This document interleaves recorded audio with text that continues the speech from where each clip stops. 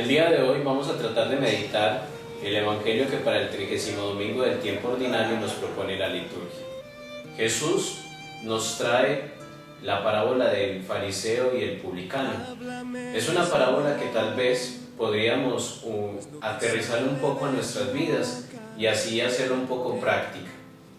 Pienso que en muchas ocasiones queremos acercarnos a Dios y en esta parábola Jesús nos da la recomendación más perfecta de la manera como nos tenemos que acercar a Dios.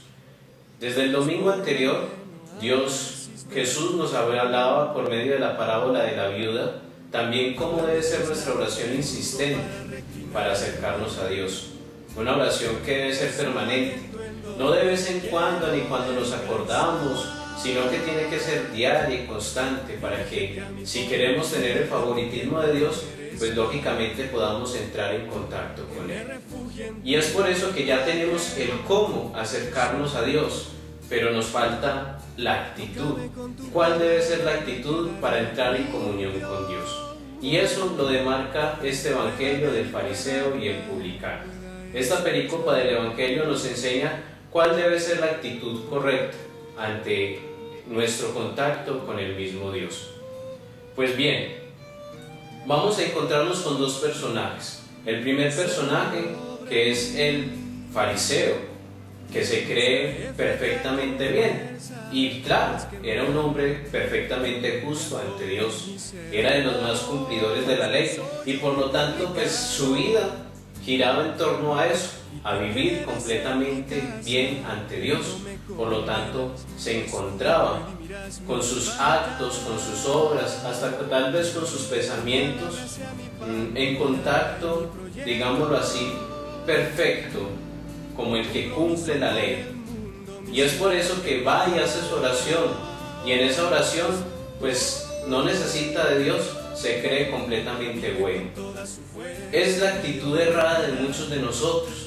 A veces nosotros asumimos la actitud del fariseo, y es que a veces nos creemos perfectamente buenos, de que tal vez pensamos que no tenemos nada malo ni imperfecto en nuestra vida.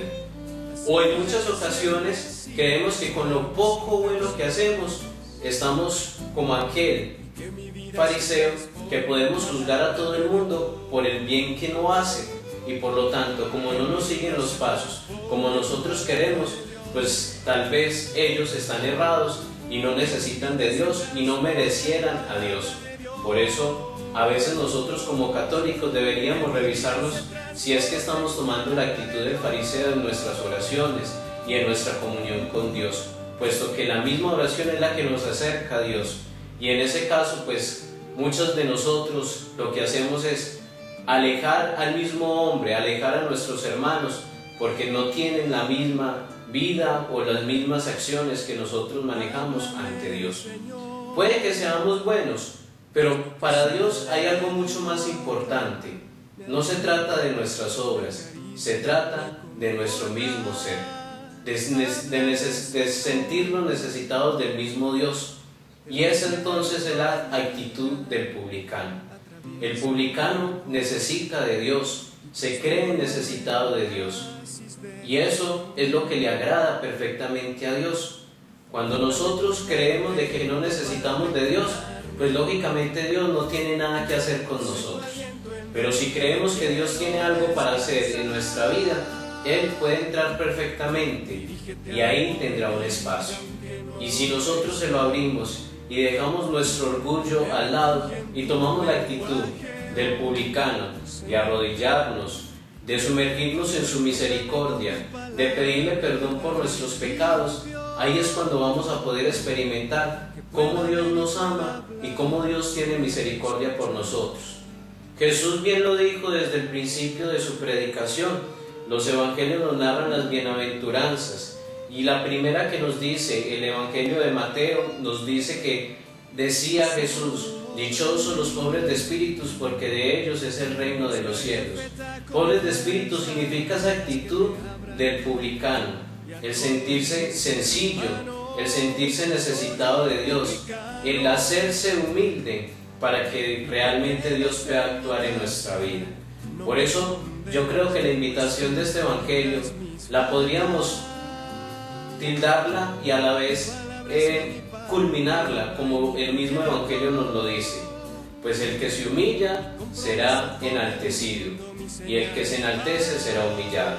Ante Dios no importa tanto lo que nosotros hagamos, lo importante es la actitud de nuestro corazón, nuestra sencillez, nuestra humildad y todo lo que nosotros podamos sumergirnos ante su misterio y ante su divinidad, puesto que Dios es sencillo y humilde, y así ha querido hacer con nosotros.